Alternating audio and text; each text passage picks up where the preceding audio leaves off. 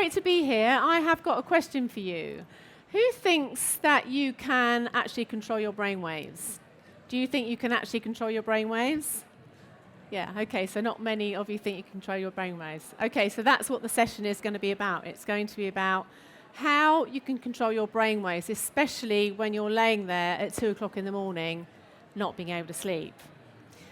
Just a quick bit about my background. My name is Anandi, that's my spiritual name. My birth name is Alison Francis, and I was an insomniac for about 15 years.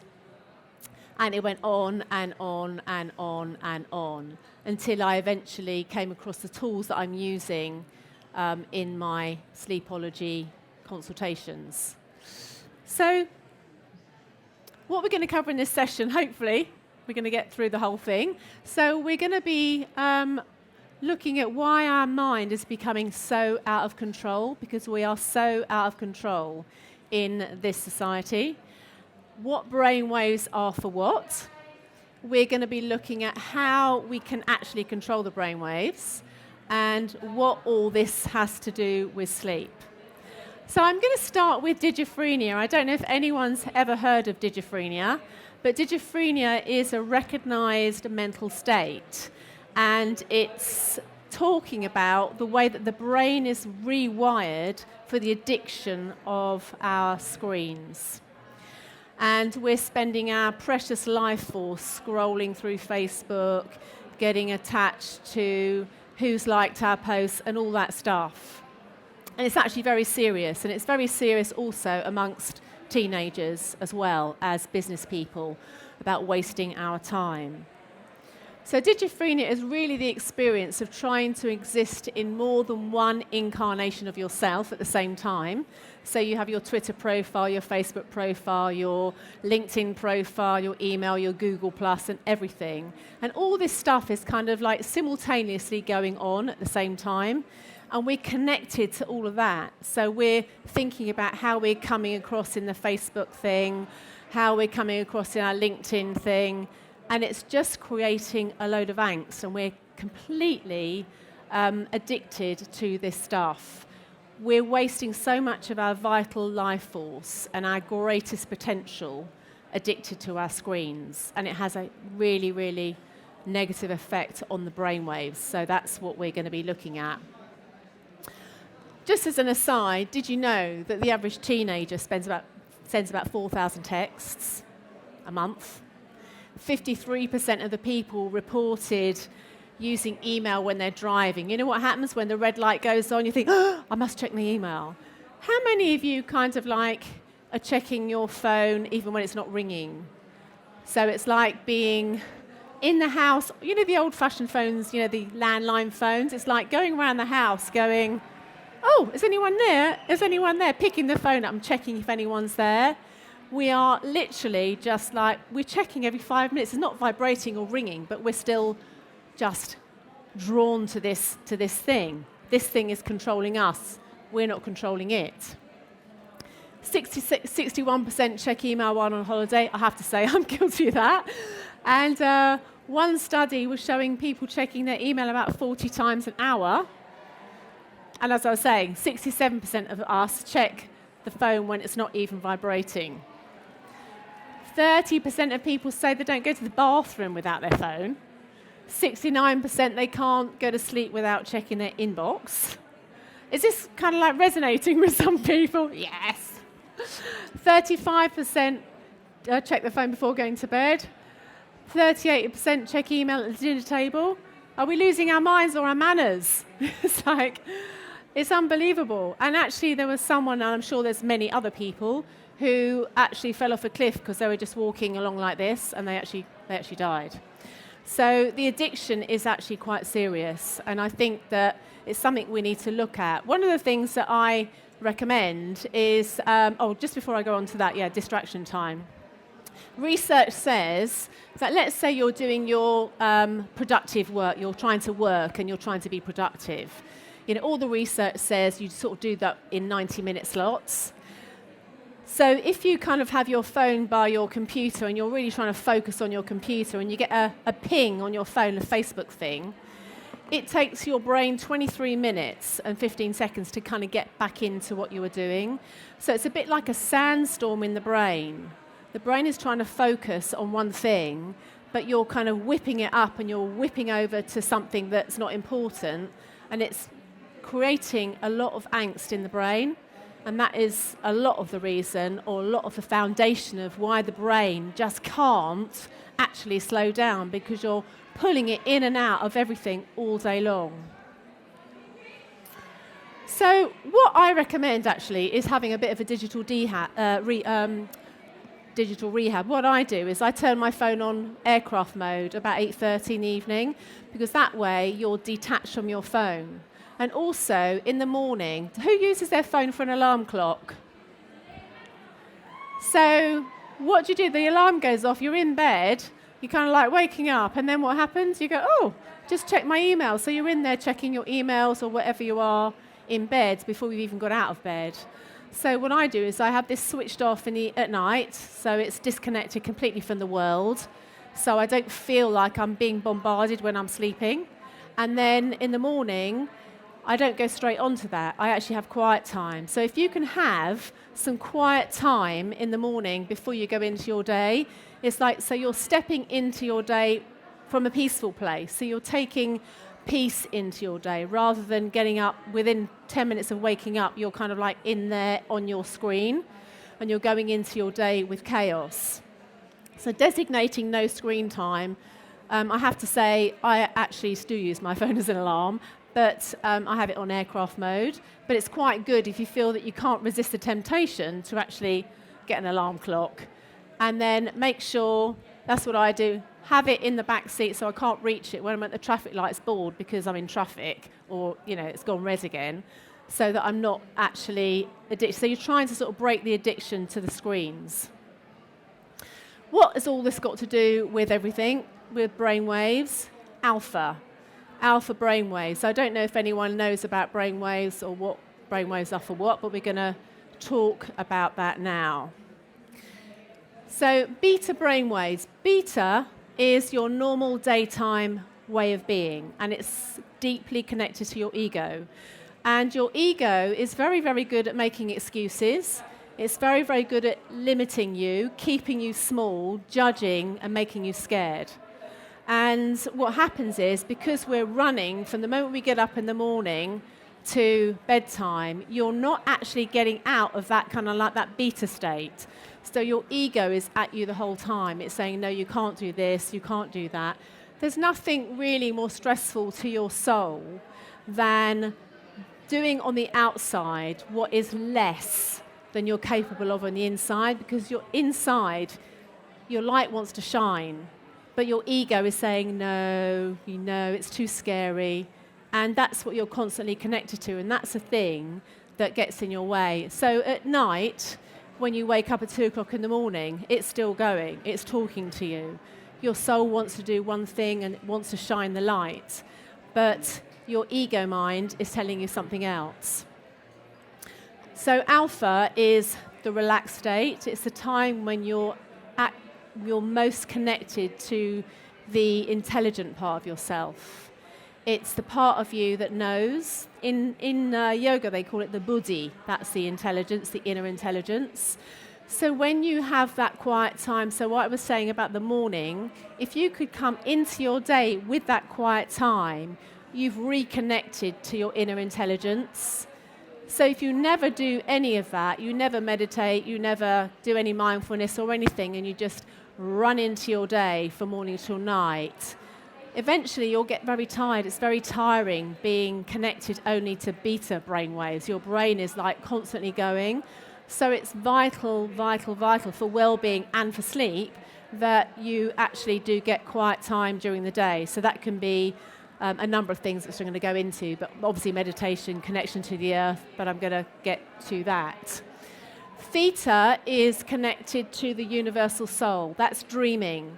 So when you go to sleep, you need to sleep well. You need to have those REM things going on, the architecture of sleep, which we haven't got time to go into. But when you're sleeping and you're dreaming, your brain is processing. It's processing everything that's come in through the 5 senses. and it's digesting. So your physical body and your spiritual body, it's the digestive fire. So it's not just digesting food, it's digesting all the experience that's come into your space during the day. And if that's not processed, you are not going to sleep very well. You have to process some of this stuff. So that's why dream sleep is so important, and that's your theta waves. And the delta is when you're in a deep sleep. So you'll mostly get your deep sleep from about 11 in the evening till about 2 in the morning. And then you'll come up to a lighter sleep, and you'll go between light sleep and dream sleep. So there's a whole thing about that, which we're not going to go into. But a lot of people say, oh, I wake up at 2:30 and then I can't go back to sleep. It's because you're coming out of the deep sleep, and then you're alternating between dream sleep and light sleep, dream sleep and light sleep. And if your mind is not processing and you've been beta like all day running, then you're just going to tap straight back into that state of being. So that's why it's so important to have those kind of wind down time, that time where you've kind of like got the space, and especially in the evening. I did an experiment. I went to a place in Germany and I did a brainwave training, and I wanted to really get into how much control I've actually got on my brain and brainwaves. And what they do is they wire your head up and connect you to a monitor, and the monitor gives sounds, what your brain's doing at the time. And it's a big process. It's a whole week. It's like very, very deep meditation. And this is alpha brainwaves. And because I've been doing yoga for donkey's years and meditation for donkey's years, apparently that was already quite good. So I've already got a reasonable amount of alpha.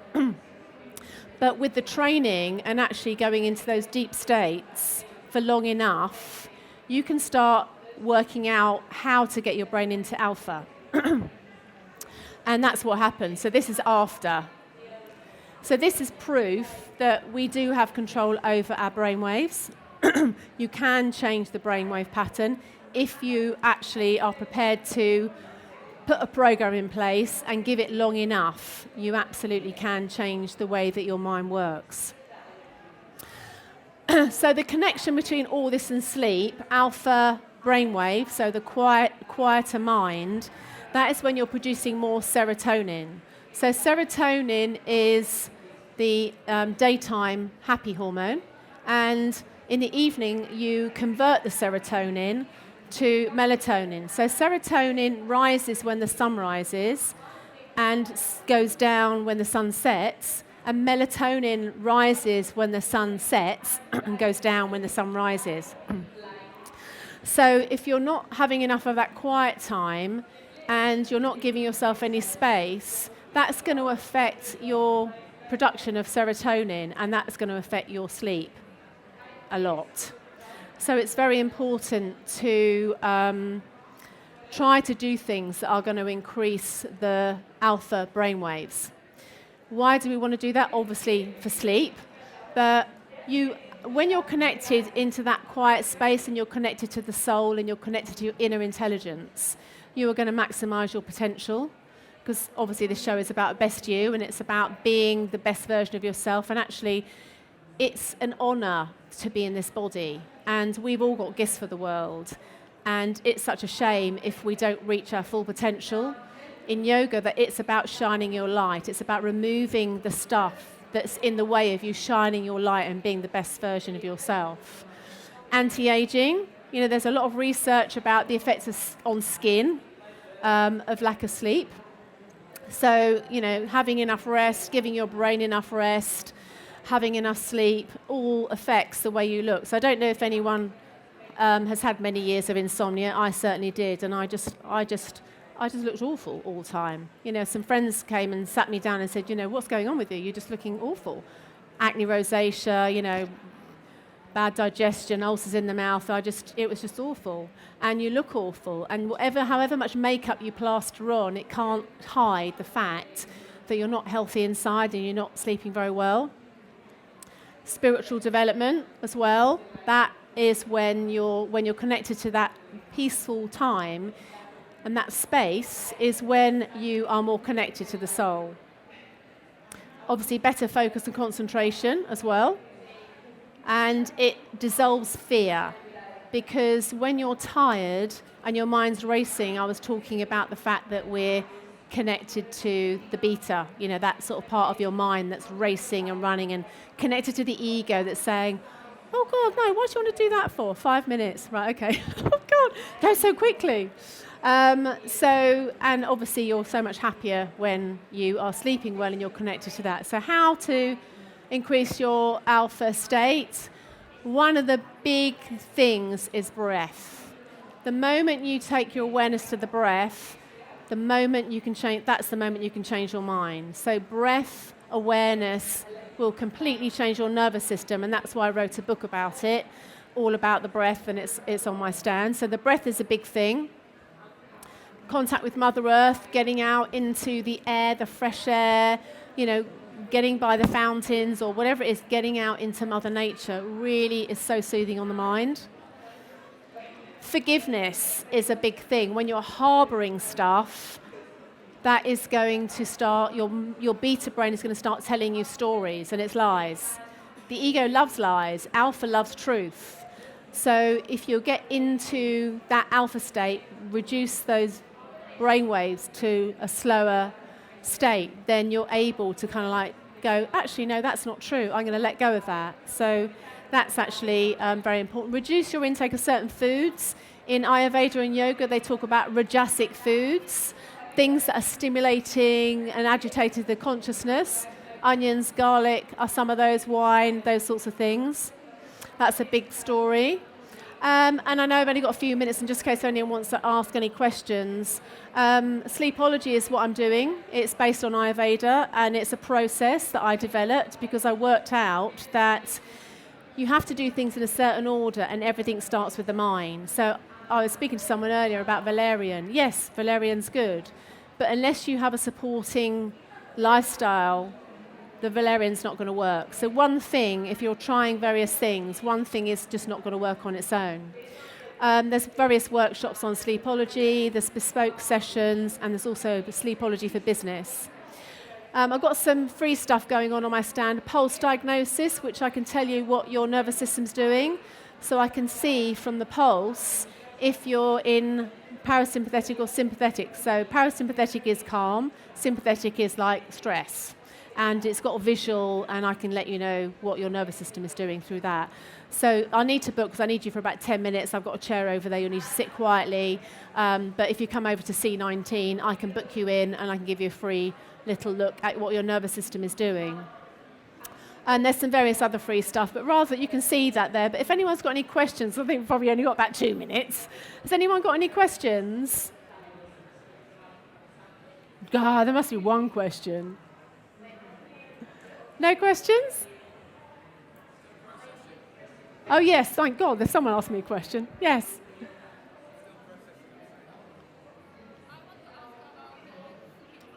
I'm going to come over here because that's crazy. My son is 7-year-old, and he's just obviously in a state where he's trying to push it to not to sleep. So how long you would just, you would say that the child should need to sleep? How many hours?